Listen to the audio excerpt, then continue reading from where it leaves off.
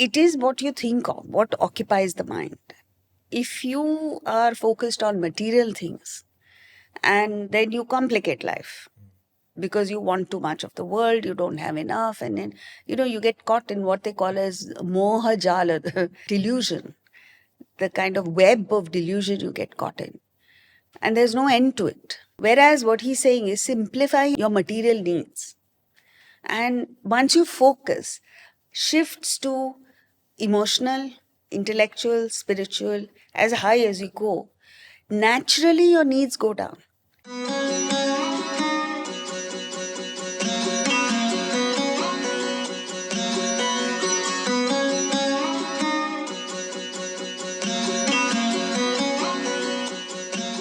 Namaste and welcome to this episode of our show on the Bhagavad Gita with Srimati Jaya Row, renowned teacher of Vedanta and also my mother. I'm your host Ajay. You know, Jayaji, when I was researching for the show, one of the things that caught my mind is the way that we tend to complicate things as humans. We've started to complicate things like beyond comprehension, right? So, for example, when it comes to relationships, even on social media, they say single, committed, or it's complicated. So sometimes it's like we get into relationships, and the woman will have her children, the guy will have his children, and they have children together. I mean, it's like it's such a hard logistical operation. So that's relationships. When it comes to like our possessions, our gadgets, there is no point of time during the day where we are not charging something or another, whether it's our AirPods or the watch or the phone or the power bank. I mean, there's nothing that we're not charging at some point of time. And then when it comes to, I mean, even something as trivial as coffee, right? You go into a coffee shop and they ask you fat-free milk, full-fat milk, almond milk, oat milk, cashew milk. I mean, it's like mind-boggling. But why is it that we have complicated our lives to such an extent? See, there is, first of all, technology has made all this possible. And then, why have they done it? Because the demand is from us. So, whereas 2 generations back, you had the same cuisine that your traditional parents, grandparents had. Today, you have Chinese, Mexican, Ethiopian, all kinds of food available. Every And day. on a daily basis. You go to buy shampoo in the US, particularly. If I don't have someone to guide me, I get lost. There are 15 different types of shampoo. Yeah, it's overwhelming. Yeah. Now, look back in, like, say, our generation. When we were growing up, we had only 2 cars to choose from. And that too, the choice wasn't ours because it had a long waiting list. But we were happy. I remember the first time we got the Ambassador car, we behaved like we had bought a Mercedes. So, research also shows that the less the choice, if you're not given a choice, you're happy with what you have. Now, what has happened is the very abundance that has been created by technology, the choices, have resulted in a fear of missing out on alternate options. FOMO. So you buy one and you say, oh, maybe I should have got the other. And all this has happened because basically there is a demand from the human being. Desires have gone up. So marketers and manufacturers are only tapping into it. Yes, to gain an edge over others. Now, the choice is ours. If we say, okay, this suits me and I will stick to it, then life becomes simple. But when you start looking at other things, other options, then you become unhappy, and that's the result of all this. So now, it's not just like you said, it's not that life is complicated. Our minds have become complicated. So within this framework, if you simplify your mind, you prioritize your desires, your wants, and say, I'm happy with this, I will have it. and anything else that comes is a bonus. So Vedanta is not against having more or possessing more. You can possess the whole world, but never should you depend on anything. So, spiritual development is inversely proportional to your dependence on the world. Right. So, what they say is the Bhagavad Gita, in fact, gives you the formula to gain more from the world, and it also gives you the formula to depend less on the world. So, if your spiritual level goes up to 70%, you're quite happy with a simple lifestyle, a 1-bedroom apartment, small car, so on and so forth. But because you have merit, the world comes to you. Now, you may have a 5-bedroom mansion, you may have luxury cars, you may have a private aircraft. All that doesn't impinge on your mental balance. Yeah. But the way we are today, that we are wholly dependent on the world, and we don't have enough of the world. Because our desires outstrip our ability to earn. So that gap puts you in hell. That is what Vedanta is against.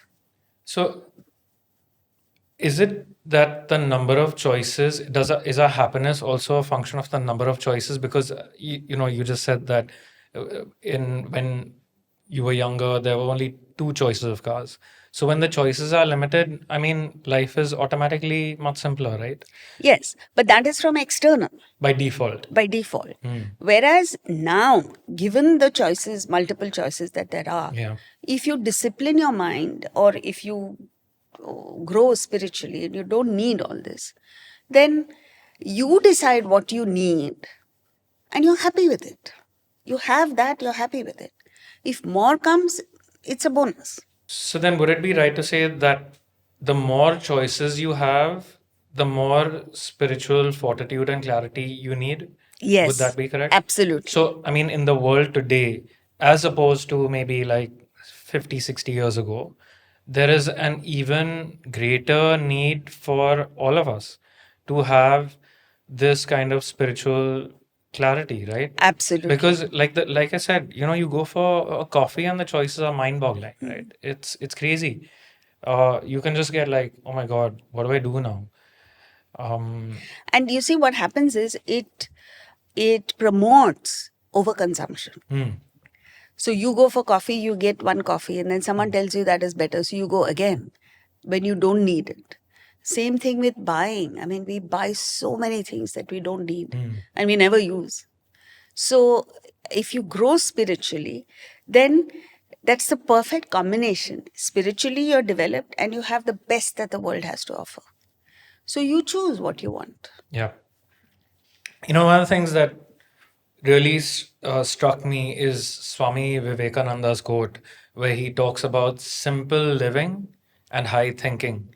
Can you help us understand what exactly he meant by that? I know it's a fairly straightforward statement, but what does it mean for us from a day-to-day point of view and from a spiritual perspective? See, it is what you think of, what occupies the mind. If you are focused on material things, and then you complicate life because you want too much of the world, you don't have enough, and then you get caught in what they call as moha jala, the delusion, the kind of web of delusion you get caught in, and there's no end to it. Whereas what he's saying is simplify your material needs, and once you focus, shifts to emotional, intellectual, spiritual, as high as you go, naturally your needs go down. You see that. You see professors in university, their minds are, they're brilliant and their contribution to society is immense, but their needs are very minimal. So they're not looking at a guy who's earning millions of dollars. It doesn't make a difference to him. He's happy where he is. So that's what happens. Is high thinking, if you have, your living automatically becomes minimalistic. Simple living is not that you force yourself to have less. It's a natural consequence of your growth to the higher. So you're happy with simple things, organized, well, and you have actually a person like that has everything that is needed to live a comfortable life. He has a table on which to work on, he has stationery, he has everything. You go to sometimes a luxurious home, there is no place to sit and work or study for the children. How are they going to? You have to make it conducive for study, right? Or anything that you want to achieve. It's so cluttered, you can't do anything there. And it actually disturbs your mind to see so much clutter. So that's the thing. It's a natural consequence. You begin with high thinking, and then it naturally translates into simple living. But nowadays, what is happening is people start with simple living. And then they get frustrated because they have the desires. Whereas if you move up in your thinking, your desires naturally go down and you need less of them. I mean, it's like you're trying to, if you have a plant, it's like you're trying to prune the the leaves and, just like pay attention to the stem and the leaves, when what you really need to do is water take care of the Roots. roots, and automatically the rest of the plant will thrive. Exactly. I guess it's the same way with spiritual progress. Simplicity is a consequence of that by default, Yes. right? But the converse may not necessarily be true, like you Exactly. said. I may try and simplify my life, but if we have desires that are bubbling within us, we'll end up frustrated. Absolutely. Given now that we understand that simplicity is very fundamental to spiritual progress, right?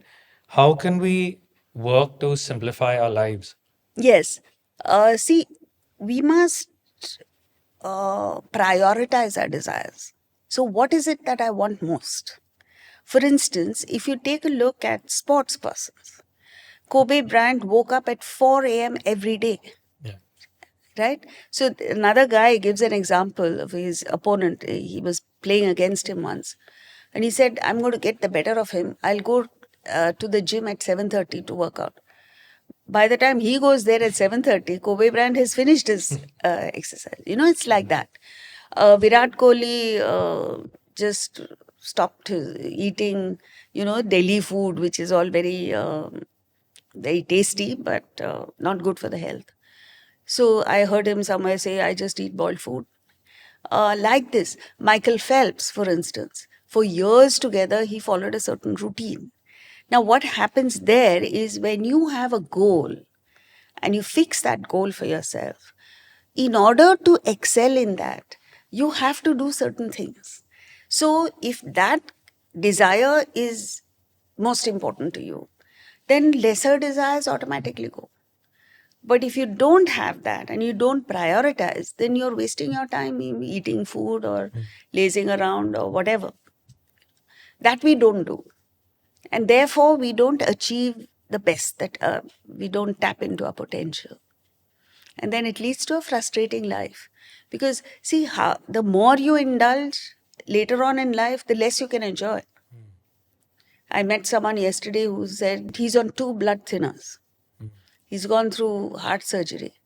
So all that he likes, he can't have. And he's not that old. So that's what happens. Whereas if you prioritize your desires and you say, okay, this is what I want, for which I will happily give up everything else, then you don't feel frustrated because you're fulfilled at the higher level and your life becomes organized. Many times, the externals are a reflection of the internals, right? Like you said, when you go to a cluttered home, it can be a reflection of what is going on in the mind. In the same way, when we see an unhealthy body, it can be that there is an unhealthy mind at the root of it, right? It is Isn't that? usually. Yeah. Because mental agitations, stress, manifests in the body as ill health. So your physiological activities go haywire, resulting in ill health. So a healthy mind usually has a healthy body. Yeah. And I think like one really nice example of someone who had it all and yet lived a life of simplicity is King Janaka, right? Absolutely. Someone who was spiritually evolved, had it all. He had all the pleasures of the world, but was never swayed by it because he was rooted in spirituality, isn't it? Yes. And there's this story about a beggar actually who approached King Janaka and he said, how did you become spiritual? And then King Janaka gives his advice, and then what happens is that something happens to the beggar's belongings. It's literally one bag of clothes and belongings, and that gets lost, and then the beggars all at sea. So like you said, it's not a function of how much you have, but it's the mental attachment to it that will decide whether we're able to really live a life of simplicity or not, right? And the value you place on it. Exactly. So there's another story of King Janaka. Hmm. His guru was Ashtavakra. Yeah. So Janaka had organized Ashtavakra's lectures in the city. It was a little further away from the city. And it would start on time. And Janaka also would go there on time. On the odd occasion when he had some urgent work, he would be late. And Ashtavakra would wait for Janaka to come. So the citizens started gossiping that, oh, he's giving priority to the king. So Ashtavakra decided to teach them a lesson. By his yoga shakti, he started a fire in the city. And all the citizens rushed to gather their belongings. And then they realized there's really no fire. So when they came back, they saw to their amazement the lecture continuing and only one person in the audience, Janaka. Although he was a king and he owned so much, he had so much property and stuff, he did not move. And it's not as if he didn't know that he thought that there was a fire. So that indicates the value that you place on material things. Yeah. So the best situation which has been conceived of and promoted in India is the concept of Raja Rishis, where you are saintly within and kingly without. So that kingly without is a natural consequence of your spiritual development. Yeah. And one of the quotes I read when it comes to one of the quotes I read regarding simplicity is you need to notice what it takes to lose your peace. I think that's such a powerful statement because there's so many things that trigger us, set us off, and it's a sign that there's a lot for us to work at. If we see that many things every day are setting us off, then there's some introspection and work required. Right? Yes. So you see, one of the things about modern life is that the mind is overstimulated. All the time. All the time. So it's never given a chance to just be quiet. I remember my college days, for instance. We used to go home from college and we just sit. We were by the sea. I would sit in the balcony and just gaze out into the sea. I don't know what I thought of. Yeah. But I think these moments are necessary for every child's upbringing or anyone, even an adult, which we don't give ourselves. Because of the mobile phone and social media. Like you take a train journey, for instance, we would sit quietly looking at the scenery. Everyone's looking down now. Yes. Yeah. Or you have these earplugs on. Yep. There's some stimulation or the other. Yep. And therefore, all that makes for lack of contentment. So, I've never given a chance. Yeah. So there's this concept of minimalism, right? Which is where you live with less, and simplicity. And are they correlated? Like how do we see minimalism and simplicity? See, both, I think, express themselves externally as the same, minimalistic and simplicity. But it has to stem from a mental independence of the world. you know. Mm. And so if you're clear in your mind, you have a goal that you're working towards, a higher goal. You know very clearly what desires you have, which desires you need to fulfill, which desires you can sublimate through knowledge. And you are clear, you have your mind is clear. Then there is no confusion. So naturally, everything you do will be simple and minimalistic. So you will restrict yourself to only those things that you require. And there you're generous with yourself. Yeah. So there's no question of, this what they call as Brahminical Austerity. austerity, which is completely wrong. So you find, and in fact, it's given Brahmins a wrong name, a bad name, the concept of Brahmanism. The concept of Brahmanism is sattvic. Mm. So when you are sattvic, you're clear in your mind what you want, your needs are few, you make sure you get what you want. But your entire being is consumed by higher thought. Right. So you're simple, you're minimalistic. But that has now deteriorated into miserliness. It's a disgusting approach to life where you say, I will have less and I will make sure others also have less. That kind of negative mentality. Mm. So we should always be large hearted with others, even with ourselves. Where you feel you need it, you can splurge. Yeah. But if you don't need it, then it becomes of nuisance value to you. Mm. It's like you don't need a gadget and you have it in the house. It's it's garbage to you. Yeah, and I feel like the more you own, the more you are also owned by those very same possessions, right? Yes. It's like if you have a luxury car, every little scratch feels like a graze on your own skin. So it becomes rather than a source of joy. I'm just giving you an example. It need not be that way, but it becomes a source of stress than enjoyment Yes. after spending a So whole much lot of on it. money, right? And there are so many ramifications of having a lot because you have to earn that much more to sustain that kind of lifestyle. And maintain things. Right? Yeah. And it's a burden on your mind where if you don't need it, you'll just move away from it. No, and what happens is when you become free from when you're not focusing on the more physical or material things, it frees up energy to focus on the thing that is important to us, right? Absolutely. See, that So is whether it's spiritual or intellectual, whatever that pursuit may be, right? that's the most important thing. If my mind is like full of like, oh, what should I wear today, what shoes will the shoes match with the shirt, or is my hair too gray, or is it too like long, or is it too short, then where will I ever have time for focusing on something higher or something meaningful, right? That's the thing. So that's why what they recommend is in growth, not necessarily spiritual, growth of any kind, there has to be a little bit of withdrawal from the world. And you supplement it with higher knowledge. Yeah.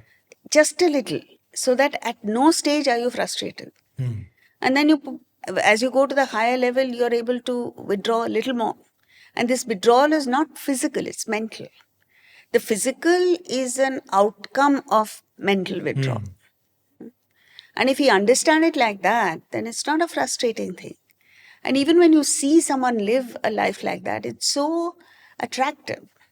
It's so appealing because you say he's free from so many things. Yeah.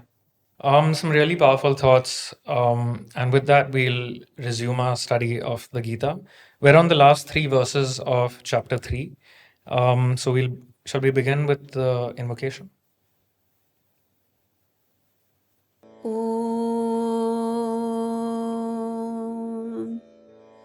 Sahanavavatu Sahanau Bhunaktu Sahaviryam Tejasvinavadhitamastu ma vidvishavahai. Om Shanti Shanti Shanti. So we listen to the chant of verse 41. Tasmat tvamindriyaanyadau niyamya bharatarshava papmanam prajahihyenam jnana vidnyananashanam. So in verse 41, Lord Krishna says, therefore, first control the senses, O Bharatarshava, bull of the Bharatas. Slay this sinful destroyer of knowledge and wisdom. So what is he talking about here now? He's speaking of desire. Okay. So he has, this is one of the last verses where he's talking of desire being your enemy. Yeah. And here he uses a very powerful thing, destroyer of both knowledge and wisdom. Yeah. So if you have no control over your desires, it's desire per se is not bad. But when it metamorphoses into its more dangerous forms like greed, obsession, so on and so forth, it destroys you, anger, you know. So he says it destroys both knowledge and wisdom. So even a wise person falls for something or develops a weakness for a particular thing, and it destroys his personality. It could be alcohol, it could be relationship, it could be anything. And then therefore, control of this desire starts with the lowest, which is the senses. That's the hierarchy he gives later. So first control the senses. And you see this in all achievers. You want to succeed in any field. If you just want to make money, you have to have sense control. You have to have some discipline. Now, if you're partying till 4 o'clock, what work are you going to do the next day? Impossible. The sense objects have a magnetic pull. Our sense organs have a push from within, like the eyes go to sight, so on and so forth. Yeah. In the midst of that, if the intellect is not alert, you're finished. You fall at the very first thing. It's a quicksand. Yes. So the question all of us need to ask ourselves is, am I going to sink in the quicksand of desire or stand up to it and become happy? And he's highlighting that here. We'll chant verse 42 now. Indriyani paranyahuhu Indriyebhya param manaha Manasastu para buddhihi Yo buddhe paratastu saha. In verse 42, Lord Krishna says, the senses are proclaimed as great. The mind is superior to the senses, the intellect superior to the mind, and superior to the intellect is he, Atman. Yeah, so now once you decide that you're going to tackle desire, you need to know the location and the hierarchy. So location is given earlier. Hierarchy is senses lowest, then the mind, then the intellect, then Atman, he. Now, we experience that for ourselves. Like suppose I were to give you your favorite chocolate. And you say, thank you, but you don't eat it. And your friend asks you, why aren't you eating it? You say, I'm taking it home for my daughter. You take it home, it's one chocolate, your daughter eats it without offering you a bite. Do you feel deprived? You're beaming with joy because the emotional joy of seeing your daughter enjoy the chocolate is much greater than the physical joy of eating it. Yeah. Then you go a step further. Someone who has an intellectual ideal, like maybe to get a PhD or something, rises above both physical and emotional and commits herself to like 6 years of grueling hard work just to get a PhD. Why? Because it is obviously more fulfilling than physical and emotional. And the highest is spiritual. Once you get that, once the spiritual bug bites you, everything else becomes so insignificant. Because you understand it's temporary, it comes and goes, and it's so limited in the joy content that it gives you compared to the spiritual. So you easily say no to it. Like Nachiketa just turned his head away. It didn't even tempt him. You know? So there are many examples like this of people who have opted for spiritual fulfillment and just said no to the world. So that's the hierarchy. If you want to get over a lower desire, first of all, we must understand you cannot get rid of desires. You can only pick a higher desire, Yeah. which we've done. You can't shut it down at just just sense control, right? You can't. That only leads to frustration. Should we chant verse 43? Yes.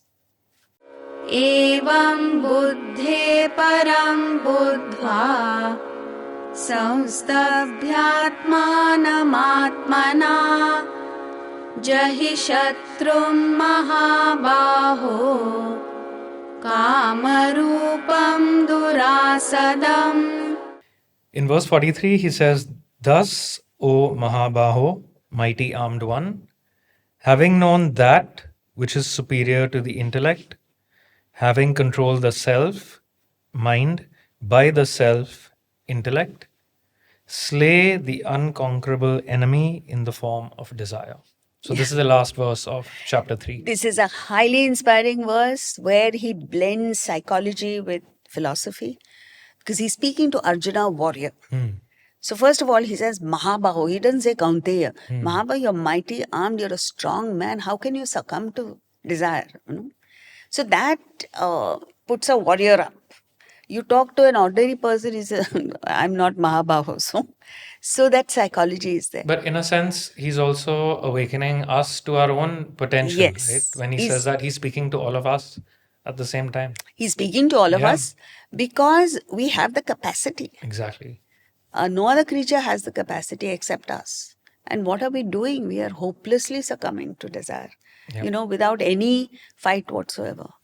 So he says, slay this sinful enemy. Again, he uses enemy, Shatru, which just ruins you. In the form of, enemy in the form of desire. So when he says enemy, you tend to look outward. Yeah. He says, it's within you. In the form of desire. Very difficult to conquer. So he's kind of provoking us by using all these words. And it's a final verse. He's told everything. He's just summarizing it here. But now the takeaway from us is we are living in a world which runs on desire. Desire is the fuel that on which the economies of the world run. And we must understand that desire is what ruins us. So every desire that pops up in the mind must be examined. Is this something I need to fulfill? And if you feel yes, if your intellect says yes, then go ahead and fulfill it. So it's not suppression. But if for any reason the intellect says no, then there's a word of caution there. Wait, watch. A very useful tip is press the pause button on a desire. Like, don't immediately go and fulfill it. If you press the pause button, then you'll say, it's okay, I can do without it. And there are so many desires like that. On impulse, you feel, I want this. You don't need to act on it. So there are various methods of dealing with desire which have been spelled out in the 3rd chapter. And there are some tips which immediately you can put into practice, like this. Press the pause button. Ask yourself, do I really need it? And then if you can live without it for a while. So, and then that gives you peace of mind. And when you gain that peace, you say, okay, the same thing I can do with other desires. And pick a higher desire. That's the most important. You see, this is the thing where the modern generation, unfortunately, has not been exposed. In the past, from childhood onwards, they were exposed to some form of spirituality, either in the home or collectively or somewhere. A visit to a temple once a week, a bhajan being sung or a prayer being repeated. I remember my entire generation when we went to our grandparents' home, there was a strict rule. If you don't do morning prarthana, means prayer, and you don't do Surya Namaskar, you don't get breakfast. Now, it wasn't imposed, but we were told that, so we did it. Evening, we would have bhajan. Some element of spiritual input. Also, there was a very strong feeling of duty, of responsibility, of the extended family, which gave us joy, of community, which gave that bonding, gave emotional security. All that is missing now. That is why loneliness is increasing. And all this, so you want to substitute it with material things, it doesn't work.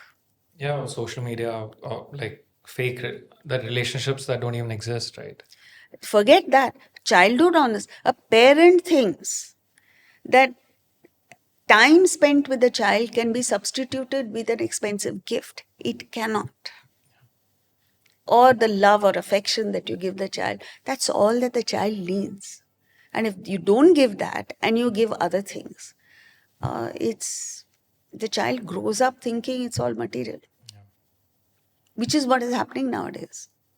Like the other day, I visited a home, and I wanted to take a toy for the. He said, he's full of toys. He's got every toy in the world. So what do you give? Okay, great. So we've now come towards the end of today's show. Are there some key takeaways that you'd like to leave us with? Yes, we started by talking about this minimalistic Simplicity, yeah. of Swami Vivekananda saying that simple living and high thinking. And that's a very important concept that must be taught to people. We must inculcate it in ourselves. Just try and simplify our lives. And also what is important is the mind should become minimalistic, not the environment. Correct. And then we moved on to the verses which speak of controlling the senses, which is very, very important. And then desire itself, there's a hierarchy. So you pick up the higher and you gain freedom from the lower. And the last verse, which speaks of desire as Shatru, enemy. And we need to think about it because, you go out and everyone is trying, even if you don't have a desire, they're trying to provoke you into wanting something or the other. Yeah. And if you don't pull back, you're going to fall prey to all of this. Yep. So with that, we've completed our study of chapter 3. Shall we, as the tradition goes, shall we repeat the chant of verse 1 of chapter 3? Sure. Yeah. Arjun उवाच जायसि चेत् कर्मणस्ते मता बुद्धिर्जनार्दन तत्किं कर्मणि घोरे मां नियोजयसि Keshav. Okay, so we come to the end of today's show now, and we hope that you've enjoyed this journey through chapter 3 together with us. As always, if you have any questions, thoughts, ideas, suggestions, please do share them in the comments, because the next episode of the show will be a listener special where we will be taking up your questions. So definitely do chime in. I think we're done for today. So have a great week ahead, and we'll see you on the other side. Bye. See you.